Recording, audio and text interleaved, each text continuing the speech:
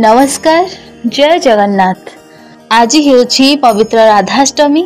राधाष्टमी उपलक्षे आपण माननकु मो चैनल रु अनेक अनेक अभिनंदन। श्री राधिका शोभे जात श्रीमद वृंदावनेश्वरी भाद्र मासे शीताष्टम्या मध्याह्न शुभदायिनी। पुरुषोत्तम श्रीकृष्ण दक्षिण अंशरू श्री राधांकर उत्पत्ति और श्रीकृष्ण जन्मतिथि को जन्माष्टमी बा हरिजन्म इत्यादि नाम पालन कराए और वैष्णव माने श्री राधांकर जन्मतिथि को राधाष्टमी भावे पालन करती और सेमानंका मतरे कृष्ण भक्ति प्राप्तिर माध्यम श्री राधांका स्तुति और पूजन। तप्त कांचन गौरांग्य राधे वृंदावनेश्वरी वृषभानु सुता देवी प्रणमामि हरिप्रिय। ब्रह्म वैवर्त पुराण मते नित्य श्री राधा अजनी संबोध और गोकुल निवासी सामंत वृषभानु पत्नी कीर्तिदा पुष्करिणी को स्नान कर समय एक प्रस्फुटित कई फूल उपर शिशुकन्याटे शोइथिबा देखि ताको घर को नहीं आसीथिले। कुहाजे जन्म ठार 3 दिन पर्यंत राधा चक्षु मुद्रित थिला और यशोदा कोଳରେ बालक कृष्ण को देखिबा समय तांकर आखि खोली जाइतिला। कैशोरावस्था राधा चंद्रसेना नामक जड़े नपुंसक गोपाल को विवाह करथिले और जटिया तांकर सासु और नंदक नाम कुटिया। बरसेना बा तत्कालीन जाबट ग्राम होउछि श्री राधा पित्रालय। गुरुजन गंजना शासुनंद और समाज निंदा अपवाद काहारी को भ्रुक्षेप नकरी राधा थिले श्रीकृष्ण प्रेमंकरे बातोली और श्रीकृष्ण चरण रे निजर सर्वस्व समर्पण करथिले। राई विनोदिनी वृंदावन महालासरे से थिले मुख्य नायिका और श्रीकृष्ण मथुरा द्वारका गमन विरह व्यथारे श्री राधा वेदना थिला हृदय विदारक। श्रीकृष्ण प्रेम गोपपुर समस्त गोपाळनी महत सारी राशेश्वरी राधा ललाटरे ही लगी कुलटा अपवाद हेले प्रियतमार महम रक्षा पाई श्रीकृष्ण को पण करथिले श्री राधा और केवल राधा ही कणा माठिया पानी और पदधूली दे प्रभु रोगर उपशम कर वैष्णव साहित्य मानकर वर्णना कर। कवि जयदेव निजर सुललित गीत गोविंद काव्य राधाकृष्ण दिव्य प्रेम लीलार अपूर्व वर्णना करथिबा बेले अभिमन्यु सामंत सिंहर स्वरचित विदग्ध चिंतामणि अपाकृत प्रेम लीलार उच्चकोटीर वर्णना करिसेंदी। श्री राधा नाम उच्चारण समस्त पाप क्षय और कर्म सकल नाश होई मनुष्य मुक्तिपद प्राप्त हुए ईश्वर निकटतर होता है और तेणु राधा भाव को महाभाव व श्रेष्ठ साधना बोली विचार करा जाए। महान वैष्णव श्री चैतन्य राय रामानंद पंच महापुरुषों ठारू यही महाभाव संपर्क में शुणी तन्मय हो पड़ते और तेणु वैष्णव माने कृष्ण उपासना रे श्री राधा आराधना करथिले।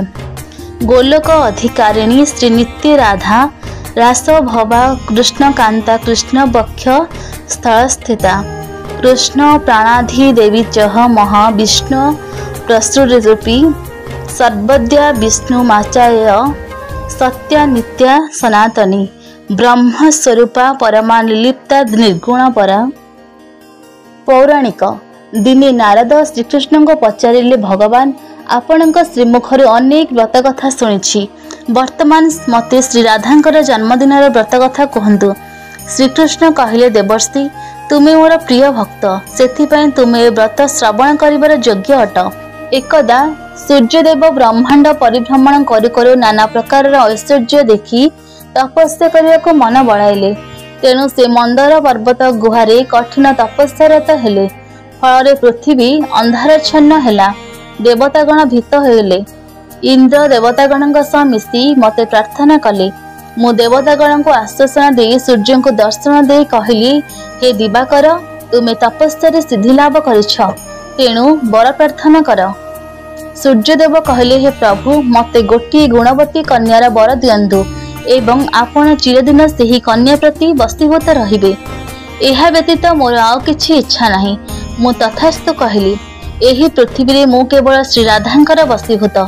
श्री राधा एवं मो मध्यरे कौनसी प्रभेद नाही। मो पृथ्वी रे भार लाघव पाई वृंदावन नंदालय रे अवतीर्ण हेबी तेणु सेठारे वृषभानु राजा नाम रे जन्म ग्रहण करिबो। श्री राधा तुमर कन्या रूपे अवतीर्ण हेबे। श्रीहरि मथुरा रे जन्म ग्रहण करी नंदालय को आसवे। सूर्यदेव वैश्य कुल वृषभानु नाम जन्म ग्रहण करते। यथाकाले गोपकन्या कीर्तिदा सहित तांका विवाह हैला। भाद्रव मास शुक्लपक्ष अष्टमी तिथि विशाखा नक्षत्र कीर्तिदा गर्भरे राधिका जन्म ग्रहण कले। गोप गोपी गण आनंद श्री राधा जन्म पालन करते। कालक्रमे श्री राधा चंद्रसेन नामक नपुंसक गोपाल को विवाह कले, किंतु से परम पुरुष ज्ञान रे श्रीकृष्ण विवाह विहार कले। तेणु श्रीकृष्ण करुणा लाभ पाई श्री राधा जन्मदिन को श्री राधाष्टमी भाव में पालन करा जायथाय। राधाष्टमी व्रत भाद्रव मास शुक्लपक्ष अष्टमी रे एही व्रत पालन करा जाय। पूर्वे एही तिथि रे दुष्टाष्टमी पालन हेउथला, क्रमे दुष्टाष्टमी अपचलित हो गलानी। राधाष्टमी वैष्णव मानक मध्य विशेष भाव में प्रचलित। एथिरे राधांकर जन्म वृत्तांत व्यतीत एक व्रत कथा पठित हुए। कहानीटी अति सरल। सत्यजुगे गोटे बारंगना थिला, ता नाम थिला लीलावती। से थरे निज नगर रु अन्य एक नगर को जाउथिला। बाटरे गोटे मंदिर देखिला। सेठारे केते जण वैष्णव सन्यासी राधाष्टमी पाळुथिले। धूप दीप नैवेद्य देई दिव्य वस्त्र अलंकार बिंधाई श्री राधा मूर्ति को पूजा करथिले। तार मनरे परिवर्तन आसिला। से एही व्रत करियो बोली संकल्प कला। संकल्प करबा क्षणी तार सब पाप दूर होई गला। से मृत्यु परे वैकुंठ को गला।